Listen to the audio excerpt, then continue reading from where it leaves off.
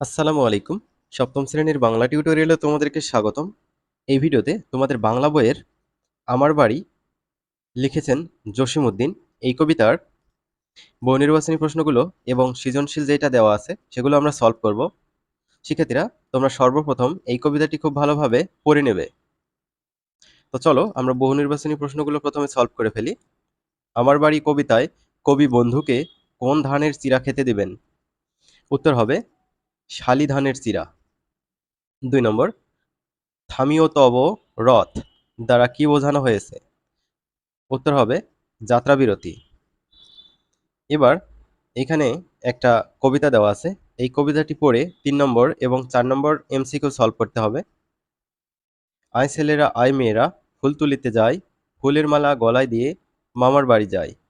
ঝড়ের দিনে মামার দেশে আম কুড়াতে সুখ, পাকা জামের মধুর রসে রঙিন করি মুখ। এইখানে দেখো কবিতায় এই একটা স্তবক, এই একটা স্তবক। 3 নম্বর বলছে উদ্ধৃতির প্রথম স্তবকের সাথে নিচের কোন চরণ বা চরণসমূহের মিল লক্ষ্য করা যায়?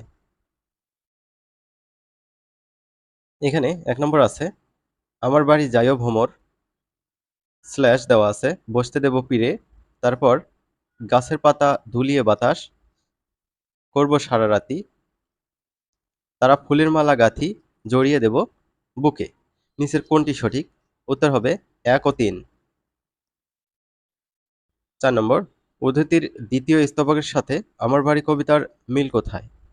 এখানে দ্বিতীয় স্তবক মানে হচ্ছে এই অংশটা, ঝড়ের দিনে মামার দেশে আম কুড়াতে সুখ, পাখা জামের মধুর রসে রঙিন করি মুখ। তো এইটা দ্বারা এখানে কি বোঝানো হয়েছে? তো এখানে নিমন্ত্রণ বোঝানো হয়নি, বন্ধুত্ব বোঝানো হয়নি, খাদ্য বর্ণনায় এটাও বোঝানো হয়নি। উত্তর হবে প্রকৃতিতে। শিক্ষার্থীরা, এই পর্যায়ে আমরা বহু নির্বাচনী প্রশ্নগুলো সলভ করলাম। এবার আমরা যে সৃজনশীল এখানে দেওয়া আছে এটা সলভ করব। প্রথমে উদ্দীপক পড়ে নেব।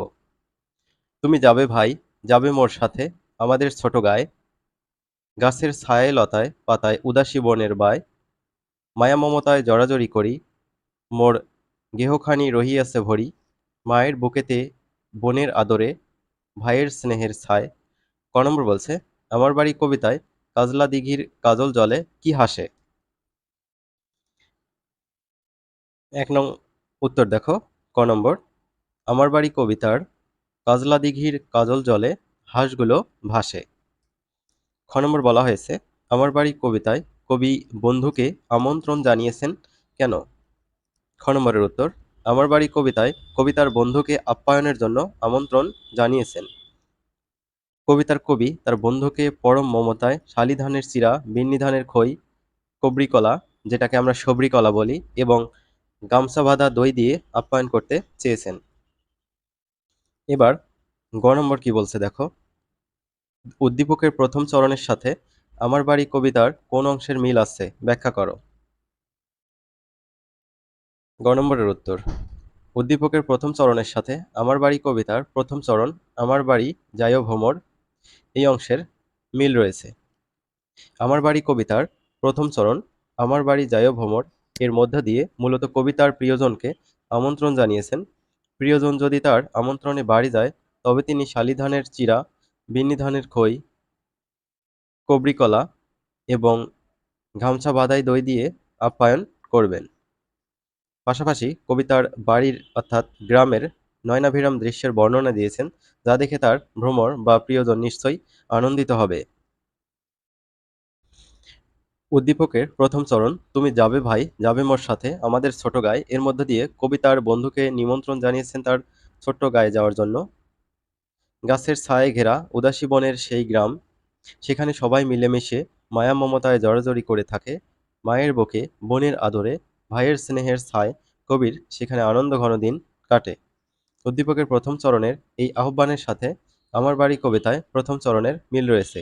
উভয় চরণের মধ্য দিয়ে কবি তার বন্ধু বা প্রিয়জনকে আমন্ত্রণ জানিয়েছেন।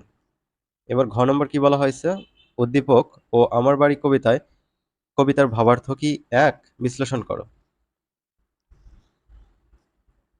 উদ্দীপক ও আমার বাড়ি কবিতার কবির বন্ধুকে আপ্যায়ন এবং মনোরঞ্জনের জন্য যে আহ্বান জানিয়েছেন সেদিক দিয়ে উভয়ের ভাবার্থই একই। আমার বাড়ি কবিতায় কবিতার প্রিয়জনকে নিজের বাড়িতে বেড়াতে যাওয়ার আমন্ত্রণ জানিয়েছেন। কবিতাকে বিভিন্ন খাবার দিয়ে আপ্যায়িত করবেন। কবিতাকে নিয়ে সারাদিন খেলা করবেন। এখানে আমি হবে না, এটা আমার হবে। এখানে আম কাঁঠালের বনের ধারে আঁচল পেতে শোয়াবেন, গাছের শাখা দুলিয়ে বাতাস করবেন, এমনকি চমকপ্রদ ভালোবাসা ও সৌজন্যের প্রকাশ ঘটিয়েছেন। উদ্দীপকে কবিতার ছোট গায়ে যাওয়ার আমন্ত্রণ জানিয়েছেন তার বন্ধুকে। কবির গ্রামটি এক ভালোবাসার আশ্রয়, যেখানে সবাই মায়া মমতায় জড়াজড়ি করে থাকে। মা বোন ভাইয়ের এমন আদর স্নেহের জায়গা আর কোথাও নেই। এখানে এলে তার বন্ধুর মন ভরে যাবে। আমার বাড়ি কবিতা ও উদ্দীপক উভয় স্থানে আছে ভালোবাসার আমন্ত্রণ। বন্ধুকে ভালোবেসে কাছে টেনে অকৃত্রিম পরিবেশে হৃদয়ের গভীর আরতিসহ অতিথিয়তার আমন্ত্রণ জানিয়েছেন। কবি ভালো লাগা অনুভূতি বন্ধুর মাঝে সঞ্চারিত করতে চান। তাই তিনি বন্ধুকে নানাভাবে মনোরঞ্জনের চেষ্টা করছেন। তাই আমার বাড়ি ও উদ্দীপক একই ভাবার্থ বহন করে। তো শিক্ষার্থীরা, আমরা এই সৃজনশীলটা সলভ করলাম। আমরা পরবর্তী ভিডিওতে অন্য কোনো অধ্যায়ের বা অন্য কোনো পড়ার সৃজনশীল এবং এমসিকিউ গুলো সলভ করব।